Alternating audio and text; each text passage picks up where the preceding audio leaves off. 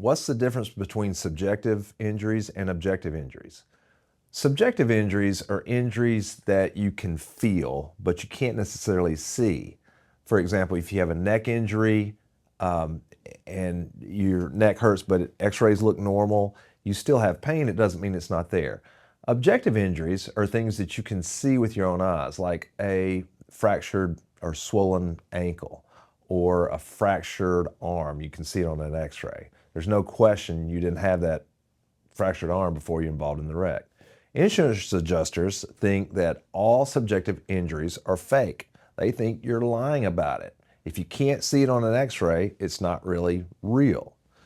So how can you deal with that in your injury case, especially if you've got, for example, a neck injury case? First of all, don't delay your treatment after your wreck. Don't tough it out. Don't try to be a hero. I've got a saying that heroes get zeros.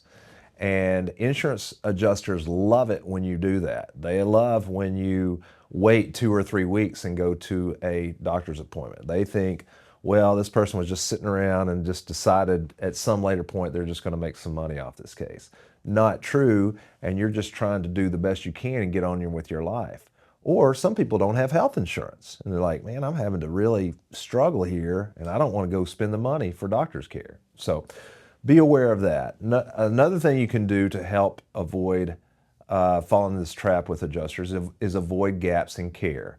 If you see a doctor and go to the emergency room or your primary care doctor, sometimes primary care doctors are some of the worst. They'll say, here's some Flexeril, come back and see me after you take these in 3 weeks. Again, insurance adjusters love that. They love it because you've got this long gap in care and they will make up stuff. They'll say, well, you had 3 out of 10 pain and now you've got 5 out of 10 pain. What happened in that 3-week period of time where you've gotten worse? So you don't want to have 2 or 3 week gaps in care, especially right after you've been injured in a wreck.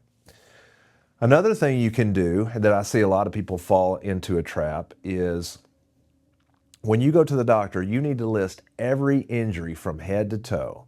I see people all the time that say they've got a neck injury after a car wreck, but they don't mention their low back. But they've got low back pain, it's just their neck is hurting them so much worse.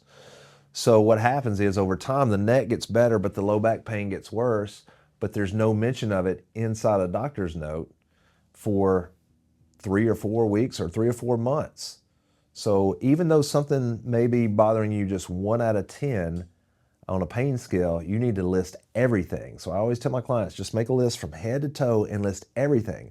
And when you go fill out a doctor's report, you need to make sure that you put everything on there, especially if you've got those little body graphs, those little morph graphs.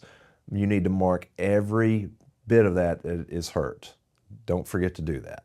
The reason for this is simple. The insurance companies are looking for any way they can to attack your case. So don't give them the luxury of giving them these gifts of gaps in treatment or delayed notice of pain inside a doctor's note.